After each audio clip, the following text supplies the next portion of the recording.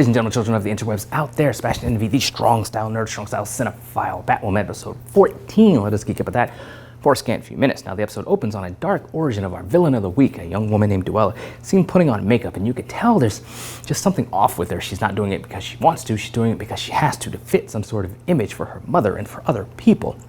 A theme with this episode, which we will get into. Now, Duella breaks the mirror and uses it to scar her face, carving a ledger-like smile into herself. Fast forward to present day, and both Kate and Sophie are being grilled by Luke and Mary on why they're just so dang happy. We of course know this is about the kiss they shared at the close of the last episode. Now Luke has a heart-to-heart with Kate and tells her that vigilantes can't have people they care about, can't have relationships. It's the same, kind of the same thing that Oliver was saying to Barry many moons ago in the beginning of his fledgling hero career, but of course things changed. So I'm kind of bothered by them revisiting this kind of storyline, but I guess it's quite inevitable when we're dealing with comic books and comic book tropes and that sort of thing. Now Kate goes to Sophie as Batwoman, intending to break things off, but Sophie's mother shows up out of the blue and ruins things. Meanwhile, a social media influencer is attacked during a photo shoot, her face getting scarred by Duella. Kate and Luke investigate things, with Kate going to Mary for some Q&A. Now Mary doesn't think she's much of a target because she's not really a social media influencer anymore after all the crap went down. Mary also tries to talk her way into helping Kate out. Mary knows Kate is Batwoman, but Kate doesn't know she knows. Now Mary directs Kate to Dr. Ethan Campbell, a plastic surgeon who worked on the social media influencer victim, and we know that guy's big secret now, don't we? Now Sophie has a confrontation with her mother about her marriage and her suspension, and even vigilantes, where Sophie's mother's homophobia comes out for a visit. It's kind of a precursor of things to come and that confrontation to come. Now Sophie tells Batwoman about things before Bats has Sophie use her former Crow image to question Dr. Campbell. Sophie visits Campbell and they both kind of figure out that the slasher may be inflicting the same scars on her victims that she herself has. Now Campbell reveals that he once worked on a woman with those scars 8 years ago, Duella Dent, the niece of Harvey Dent. Now Batwoman visits her home and Duella's room to find potential clues and soon discovers her mother tied up and scarred downstairs. Batwoman confronts Duella, who slashes her mother's throat before escaping. And Batwoman brings a page from Duella's yearbook to Mary, who helps her identify her next victim, Veronica May. May has a makeup truck in the city, but Batwoman is too late to save her from being taken when she finally tracks it down. And Sophie shows up to warn Batwoman about the Crows, who are of course trying to get her. Crows of course show up. Batwoman has Sophie get on her bike and the two ride out. Duella, of course, kidnaps Veronica to do her harm, intending to dump her into a vat of chemicals. Sophie soon arrives at the warehouse, factory where they're at, manages to subdue Duella while Batwoman saves Veronica. Now, after the fight, Batwoman and Sophie have a heart-to-heart and break up. But I mean, can they really break up before they even start up? Now Batwoman asks Sophie if she can see them together, or is it just going to be like a secret, like the secret about herself that Sophie's carrying. Sophie decides she needs to figure herself out before anything, and most importantly above anything. Now, unbeknownst to the two of them, Alice has shown up and taken Duella's face off, literally, to get to Dr. Campbell and kidnap him.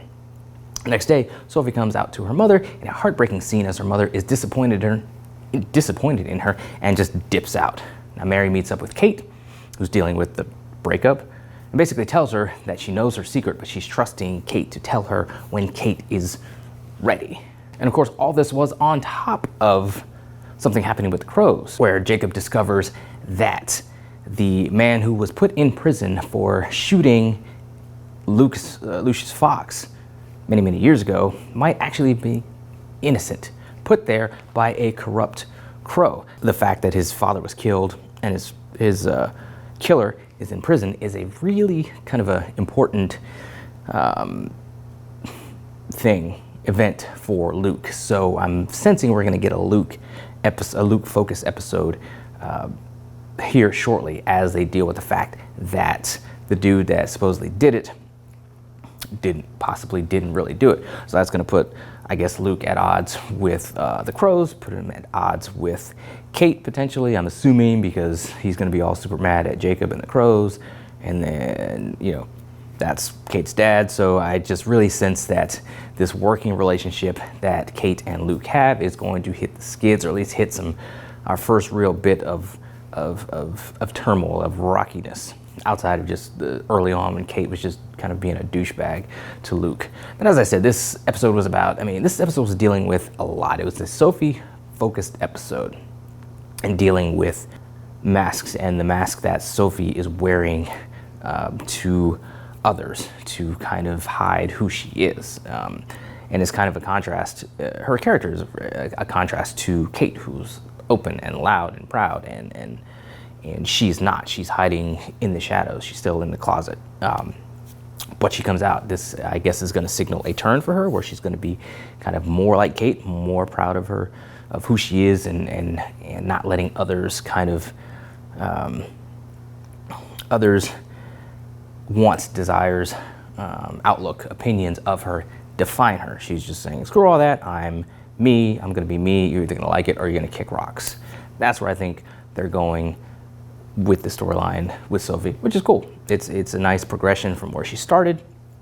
And I mean, even though I'm not really sold on the actress herself, I think the character arc that she's going on is a really strong one. It was heartbreaking to kind of see what she was dealing with her mother, and the fact that her mother said that it's not like she didn't have enough on her plate, being a woman of color, and having to prove herself every day to everyone the moment she steps out of that door. Now, being a man of color, I understand a lot of that, and I've had those kind of conversations with my mom. Now, of course, I don't have the rest of the characteristics or the stuff that makes Sophie Sophie, but I understand that, and I understand the need, the desire to present this kind of front, this kind of mask to parents, to friends, to society, to be accepted, to be welcomed, and any slight thought to bucking the system, you're scared of it. You're scared of it's this old adage, the devil you know versus the devil that you don't. You don't know what's going to happen if you rock the boat. And Sophie, I guess in this case, she knows what's going to happen if she rocks the boat. She expects to happen what happens with her mother at the end of that confrontation. Like, she knew that's probably what was going to happen, and yet she had the strength to go forward with it because she needed to shed the mask that she's been wearing for all these years. So, like I said, I'm not too sold on the actress when it comes time for her to do action scenes, but from a storyline standpoint, I'm anxious to kind of see where she goes from point A to point B with this. All in all, it was an okay episode. Dula Dent as a villain of the week was kind of weak. I understand what she was trying to do with her storyline and touching on society and society's expectations of us and the beauty, and the fact that she was considered a freak for what she did to herself with the knife, but others who go under the knife are fine or considered beautiful for some of the things that they're doing to themselves and stuff. So there's some, but she just, to me, was not a strong villain, a strong baddie, a strong, antagonist for Batwoman to deal with, and that's the one weak thing about the show so far. We are 14 episodes in, and that's still consistently the one weak thing. Is we have Alice, but we don't. Maybe it's just because it's Bat stuff. So I kind of want rogues. Like, I want Bat villains, or I want Bat villain caliber antagonists, and we're just not getting that. We're just getting just average Joes that pose really no threat to Batwoman in the end. So I'm just kind of disappointed in that. Maybe with the rest of the season, of course, it's probably gonna be Alice the rest of the season. So are we gonna get anybody better? Maybe it's season 2, we can kind of turn the page on Alice and get to more just comic booky kind of villains. I mean, that's just what I'm missing with this show. I mean, there's so many things that this show does right, as far as its shows socially conscious nature of the show, of the leading lady, and what it's doing as far as representation and equality goes. I'm all for that. I'm liberal as can be, and make no bones, no apologies about it. I'm all for equality and equal rights and equal representation, all that fun stuff, however it needs to happen. So I'm fine with the show in this regard, but for the more comic booky type of stuff, I just feel like the show is just missing the mark with me. Anyway, I don't know about you guys out there, but it's missing it with me. Will that be how it goes for the entire run of the show?